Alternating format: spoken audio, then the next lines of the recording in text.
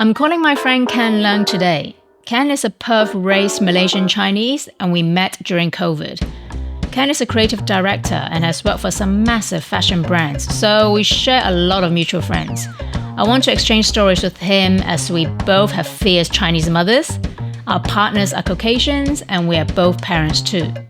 Ken is someone I always go to when I want to vent about the creative challenges I face in Perth because he totally gets it.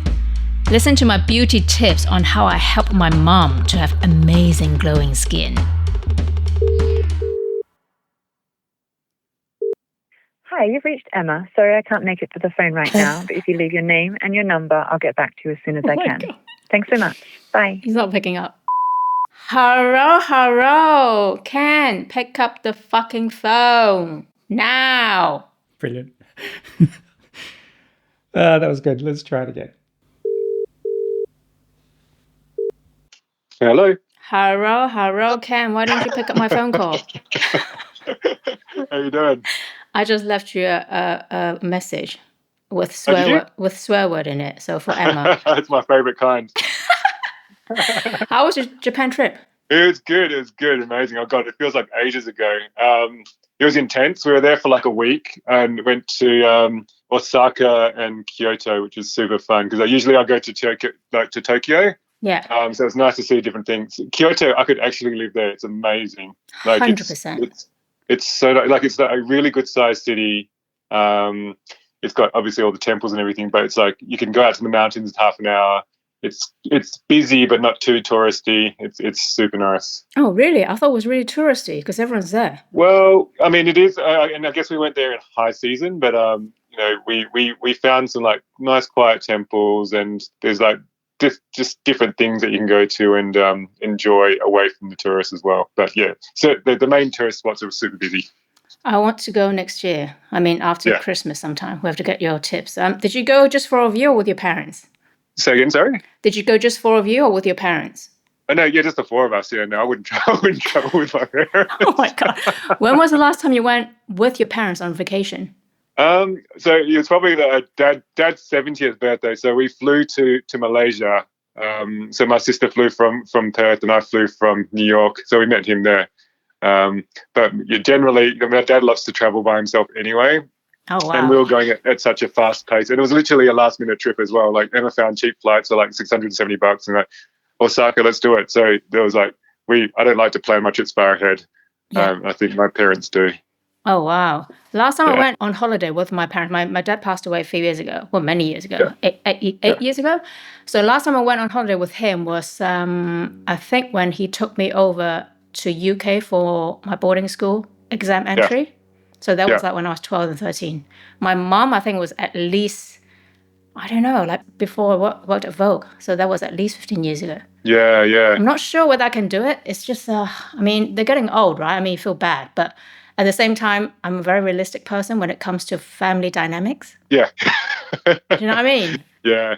But then also, like, I think about it because my daughter's like, Maya's growing up now, and I was like, I don't want to, I want to be able to take her when she's got her kids and when, and be along with her family when she's growing up. So I'm very kind of aware that I should be doing the same things with my parents as well.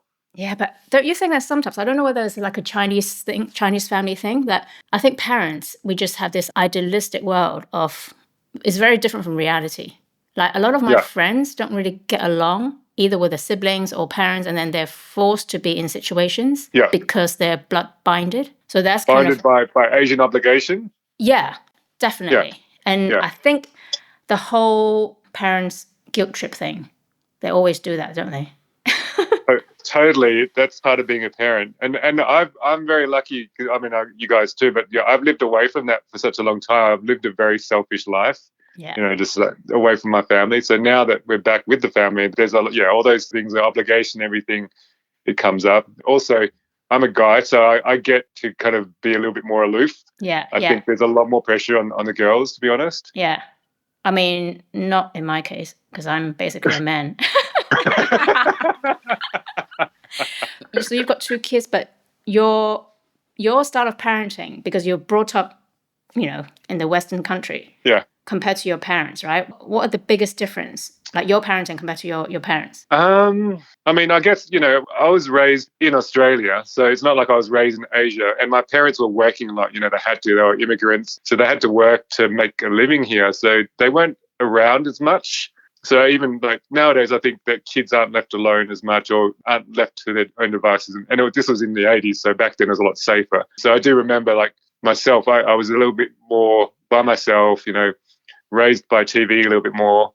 Yeah. So that was kind of the difference, I think. And I do remember, like, I had to get to myself to and from school, so I was a little more self-sufficient, and that could be a good thing.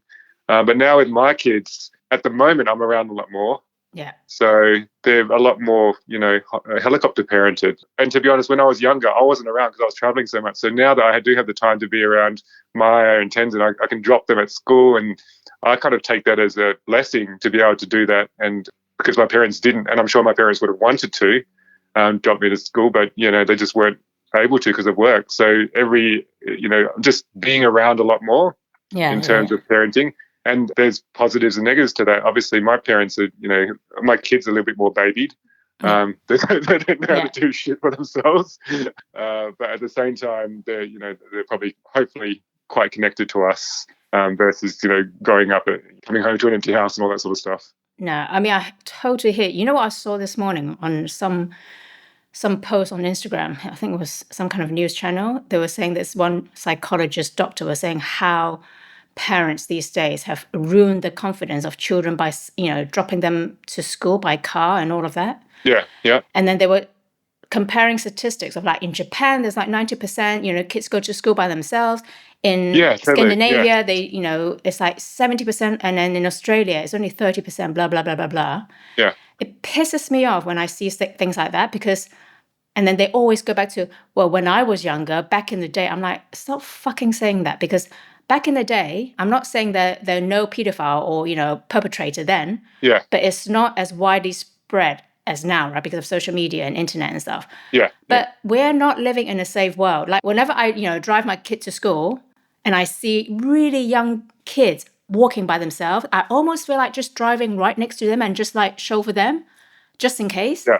Yeah. And I always admire parents. I mean, I know most people have to work and it's a tough life, but I'm always like, wow, I wish I have that guts to not be that kind of like parent and just let them do whatever, go wherever by themselves. But I just, I have a great, you and I are in creative. I have a fucking great imagination. Like I go from like 0 to 1,000 straight away, I'm like, it just takes one incident for his whole life to change. And I am not willing to do that.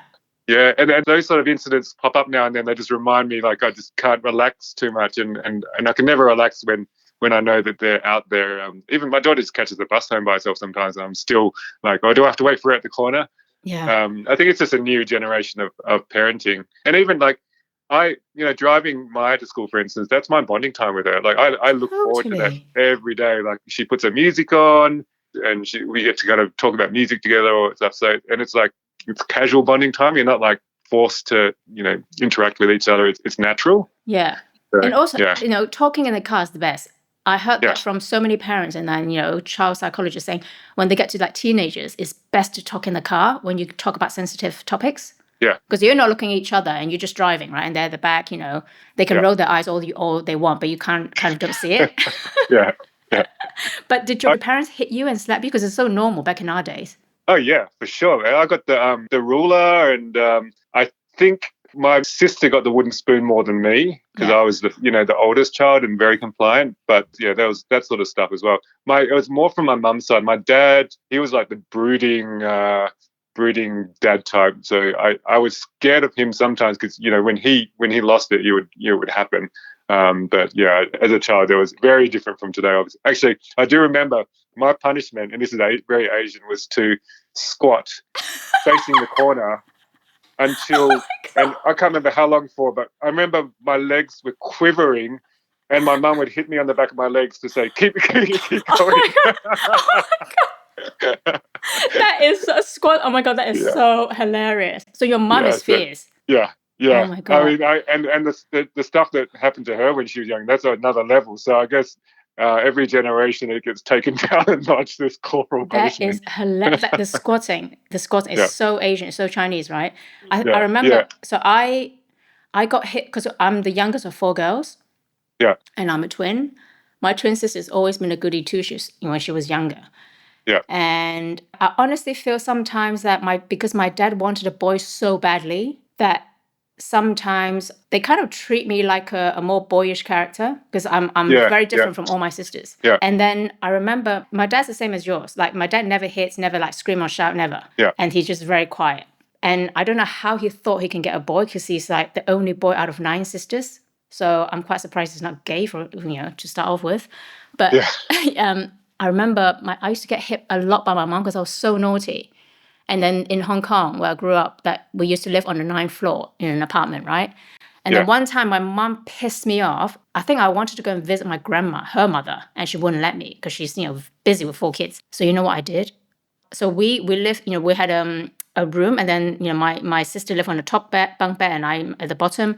I deliberately threw out her pillow and hid it in the cupboard, and I was pretending to be a pillow, and I covered myself, and I opened all our windows on the 9th floor really wide, so she thought I'd jump out the window. Oh, that is dark. Yeah, so evil, right? And you know how she found out? She went ballistic naturally, right? So we had a nanny growing up. She started freaking out. She couldn't find me anywhere in the apartment. And then both her and my nanny looked everywhere. The only reason she found me was because I was killing myself laughing. So I was like shaking underneath the duvet. She opened that duvet. She was like, "Get down here right now." She beat the crap out of me. I mean, quite rightly so. But she used to use, those really long feather dusters with that bamboo stick at the end. Yeah. Oh my God. She has broken so many. Only on me. Never on my sisters. Because they don't do shit like that, right? Yeah. And I was so angry at her once that she hit me so hard with a ruler that it broke. Yeah. And that I was so angry at her. I was always angry at her because she hit me a lot. Yeah. Quite rightly so, because I was such a punk. You know what I did? I went to her toilet. I got her face towel that she uses every day. I spat in it so many times, and I put it back on her hook. And I only told her this when I was an adult.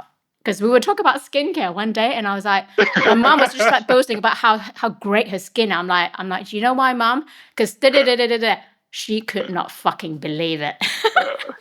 Oh my God. I'm scared for Jason right now. I'm quivering. Yeah. Oh, he knows. He knows what he signed on the dotted line for, But is that funny that I would never hit Theo? Never. Yeah. I just can't. I mean, that's a reaction to your upbringing, right? Oh, 100%. I can't. Yeah. Yeah, so that was the most fierce. But what do you do for discipline now? It's really hard because, I am a feisty woman. But even though I've calmed down a lot, I try to reason with him.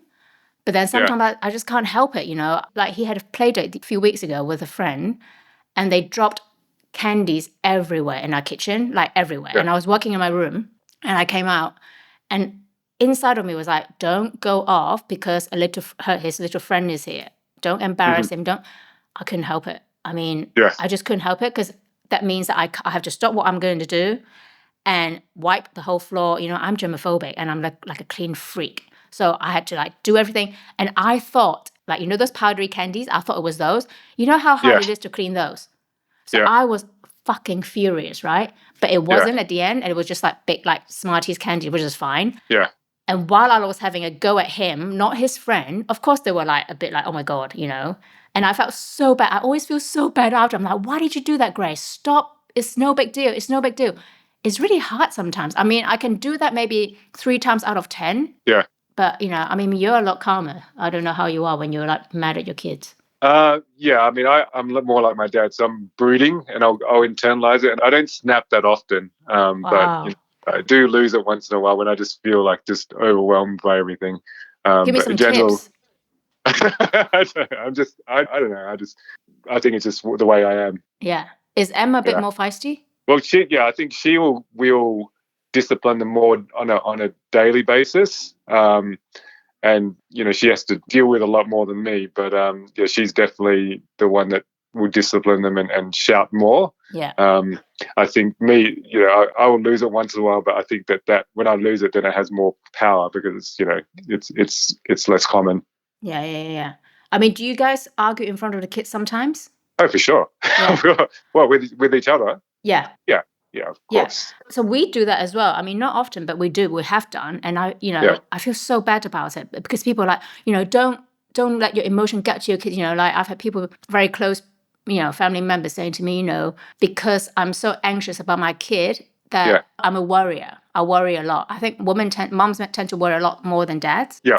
It's not that I try to control it, but whenever I have it in control, then I see a text message from the Australian police going, a 10-year-old boy or girl is being kidnapped, and have you seen her or him? I'm like, oh my God, for fuck's sake, Yeah. So sometimes it's not something that people are like, oh, just don't watch the news that often. I'm like, first of all, I don't want to be ignorant and don't know what's going on in the world. Second of all, that wasn't the news. That was the police texting everyone to see if they've seen like these missing kids. Yeah. So I think it's really difficult to be parents these days. And I wish that people would stop criticizing how we do things because it just fucking pissed me off. Yeah, I mean, it's hard to find that balance because I also do, we moved back from New York, so I do want my kids to have some level of freedom of, suburban lifestyle. You can ride to your friend's house and everything like that, not have to watch them all the time. But at the same time, I'm still worried about, you're hearing all these things happening. So it's hard to find that balance and also just show that you trust them as well, because I think that's empowering for them. Yeah. I mean, apparently that, if parents argue in front of the kids, I saw that post today from Davina McCall. Yeah. So she interviewed someone and then this gentleman was saying, actually, obviously, there's different levels of arguing with your partner in front of children, right? Yeah. But he actually said it's quite good for children to know when you have a disagreement, how you resolve the problem so they know what to do.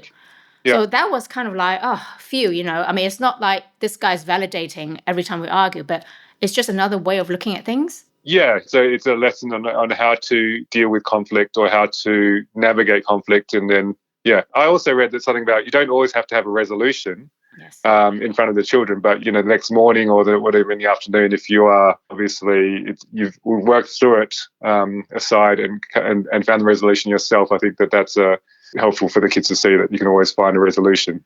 Yeah. Well, do you ever apologize to your kids when you feel you've done something or misunderstood them? Yeah, all the time. Yeah, for sure. Yeah, because go on.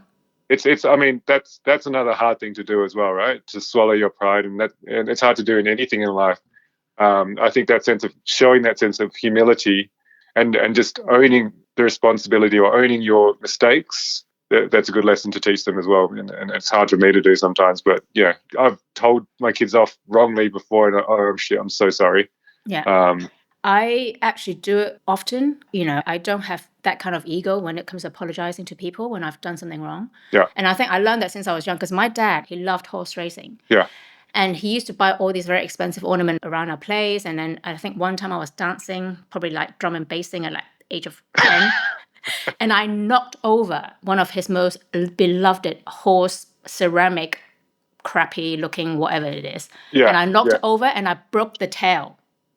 So me and my twin sister was like, oh, fuck, And then I glue it together back with super glue straight away. Yeah. And then as soon as he came in through the door, I told him and I apologized. And because I got hit so often when I was young by my mom, every time I do something, I always apologize. So I think it was innate in me to apologize to people or even like my child now when I've done something wrong, when I feel that I've been shitty. Yeah. And it's interesting. One of my relatives said to me, I know it's a very Asian thing. I mean, God forbid for my parents to ever apologize to me. They would not, whatever they've done or whatever. I'm not saying they've done lots of bad things. They're very good parents. But for Chinese parents to apologize to their children is almost unheard of, especially for sure. if they were born in the 40s and 50s, if they're boomers, right? Yeah. And I mentioned it to one of my relatives about how I misunderstood Theo one day and I apologized.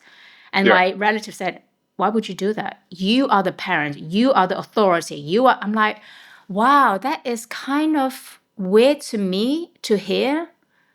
Because just because I'm an adult and a parent doesn't mean I'm always right. Yeah. So I'm just curious. I mean, that's a face thing, right? That's an Asian face thing where the parents don't want to lose face. Yeah. in front of their kids. Yeah. Whereas I'll say to my kids, and Emma will say it as well, is like, we're still learning. We're adults. And throughout your life, you're always learning how to be a good person. And sometimes we still make mistakes as adults. And I think that shows that the kids, that you don't have to be perfect all the time. Oh, 100%. You married a white woman. I married a white guy. Did you ever think that were you naturally attracted to like Westerners, or you've dated like Asians before? No. I mean, so this is the thing about me, right? So I grew up, obviously, an Asian in Australia, and in many cases, the only Asian in my the village. In my school at one point, I think. Wow. And I grew up in a rough suburb, so there was, I felt very alienated. So I rejected, and I've been doing a lot of self-reflection lately because I'm working on this project. But I think that I'm a self-hating Asian because I grew up in this moment where, I was the only Asian kid there, and I had to assimilate.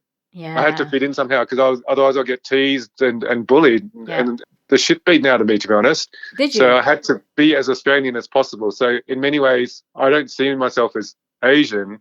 And then when it comes to dating and meeting Emma, I've always thought of myself as Australian. So I don't think of, it as biracial as it looks. I mean, I have nothing against Asian men, but the kind of Asian men that I like, they would never go for me anyway, because they're really hot, Like, so it was from day one, I was just like, oh, whatever, man. But I naturally, from my past history, always dated, I think I dated one Chinese ABC, like American-born Chinese. That was it. Yeah. Not that I don't want to. It's not like, I think when it comes to attraction, it's not like you say, oh, I'm definitely only dating Asian. I'm definitely only, dating like, African-American. You can't do that because it's about attraction. Right? Yeah. And then sometimes I was kind of the same as you before. I'm not hating Asians myself, but I was even at school, we were the only two Chinese girls ever in our UK boarding school. We were the first. Yeah. So our school was quite international, even though it was like, mostly British girls. It was an all-girls school. Yeah. We had like, Middle Eastern students. We were the only Chinese. So the first week, all these girls would come up to our dorm and ask us, hi. Like, first of all, they speak very slowly. I'm like, for fuck's sake, I've been learning English for the past God knows how many years. I mean, my English wasn't like this, but it was like good enough, like, to understand. So first of all, they're like, hi, my name is whatever, Lisa. How are you? Where are you from? And do you know how to use knives and forks? I was like, are you kidding me? If I can master using fucking chopsticks, what makes you think I can't use knives and forks? It just baffles me. And then with some Middle Eastern girls, they will ask them, have you ever been in a car? Like, do you ride camels all the time? I was like, God. oh my God, what the fuck is this? But all the guys I've dated are mostly English men. Okay.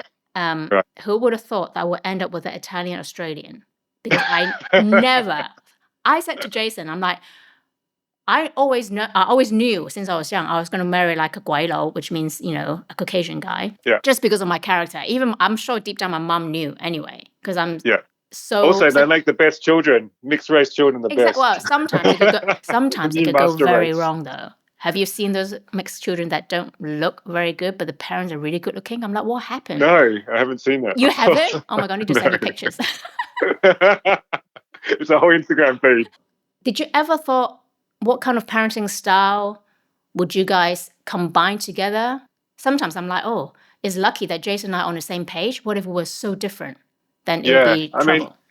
I mean, I never, and I don't think Emma did, but we never sat down and thought about it because I don't think about things that much. But in many ways, I'm lucky because Emma has a lot of Asian, not tendencies, but she lived in Japan. She had like lots of Chinese friends. So she actually, in many ways, is more Asian than me in terms of like understanding tradition and culture, the culture that I rejected growing up. So she's the one that would be doing the ang paos and Chinese New Year. And I'm like, what is Chinese New Year? So that's why it works. Yeah. So I think that in many ways, in terms of parenting style, I think that we didn't talk about it. It kind of just evolved, and I guess it works. But she in terms of the culture clash, there hasn't been as much of a culture clash as there could have been if obviously me being more Australian than Chinese and her having lived in Asia. Yeah. She speaks Japanese, right? Yeah, she speaks Japanese. So when we were in Japan, she was like a cheat code. I didn't have to do anything. Usually when we travel, I'm the one that leads and, will navigate, and I can kind of speak Italian and French more than her. But in Japan, she drives the boat. That is amazing. So you guys should live in Japan. We'll see you there. We want to move to So Kyoto. we're on an Instagram feed of like cheap Japanese houses at the moment, and they're so cheap. They're literally giving them away. Yeah. And they're amazing houses, but obviously it's going to be very different living there than on Instagram. Yeah, but at least Emma speaks Japanese. That is easier. Yeah. I mean, I'd be happy to go there. I'd be like, she'd be doing everything, and she knows this. She's like, I don't want to live there because I have to do everything. But I'll be like, maybe I'll just Emma, think of the ramen food. or something. I don't know. So, and talking about, before I was being this like self-hating Asian. Now in my later years, I'm really embracing everything that Asian culture and sensibility and craft and tradition and doing things with intent and purpose that they did so obviously in Kyoto. It was amazing. So I'm trying to bring that back into my life. Do you know why you're more Asian now? Why? Because we're old. Yeah. We're older and wiser now. It's true. Go back to our root. Hey, I'm going to wrap up because I've just got shitloads to do, and I'm sure you do. Hey, are there any situations you wish you can say to an asshole or assholes, don't make me call her, and then you get me to come and sort shit out for you? Like let you off the leash? Yeah, I'll give you an example. Yeah. My dearest friend in Hong Kong, who's been my assistant for God knows how many years. Like, we've been friends for 19 years. So I met her when she was 16. She came on set one day assisting me when I was still at Vogue China, really upset, and because some asshole, some photographer, like a French photographer in Hong Kong, hasn't paid her for about a month or whatever. And it wasn't even that much money. So because I saw she was upset, and I was like, how much is it? She was like, £100 or £150. I'm like, for fuck's sake, people, if someone does something for you, fucking pay them, especially in the freelance world, right? So what I used to do at Vogue is, because it's a company, it's a corporate company, it takes a while for them to pay freelancers. So what I used to do is that for assistants, I used to pay out of my own salary first, and I get reimbursed a month later, whatever and stuff. Because that's how I do things, right? Yeah. So she was so upset. So then I was like, give me this fucking guy number. I'm going to call him right now. She was like, no, Grace, don't. I'm like, no, I'm going to call him. I fucking called him and gave him shit. Within half an hour, he paid her. Oh my God. So that's the kind of thing that, situation. Oh, for sure. Debt collection, like Grace's triad. I had exactly the same thing in Perth working with Richard and Showroom X. Right. They didn't pay me for months, and I had to go through so much shit. I wish I should have just let you off the leash and at them. Yeah. Like the bulldog fight for you. And go all Chinatown, Don't fuck with me, people. Don't fuck with my people. All right, okay, I'm going to let you go. Let's catch up, have coffee, and let's go and eat some noodles. Sounds good. Let's eat some ramen. Oh, yeah. Let's do that. Bye. All right, cool. All right, see ya. Hey, stick around and learn some cool Cantonese slang. Welcome to this week's episode of Canto Banter. 廣東話吹水時間 I'm your host, Professor Lim. And I'm your assistant, Professor Theo. And I'm Jason, a mature student. Today we're going to teach my husband, My dad. some useful Cantonese. Here we go. Right, what have you got for me today? So today we're going to learn about different tones in Cantonese because it's very difficult if you're not a Hong Konger, because it sounds so similar and it's very complicated if you don't know it. So we're going to teach you the tone. Okay? My favourite subject, getting the tone right. So what do we have today, Theo? There are 3 words we're going to teach. So first, there's gao ji, which is dumplings. The second is gao ji, which is tape. And third, there's gao jin, which is scissors. What chance have I got? None compared to 100. Well, okay, so let's break this down. Gao ji. Gao ji. Oh, very good. Dumplings. Gao ji. Gao ji. Tape or sellotape. Gao jin. Gao jin. No. What? Gao jin. I had that right. 高级. What are you talking about? That was perfect. Theo, demonstrate, please. So 搞紧. 高级. No. Now he's saying dumpling scissors. Come on, give me a break here.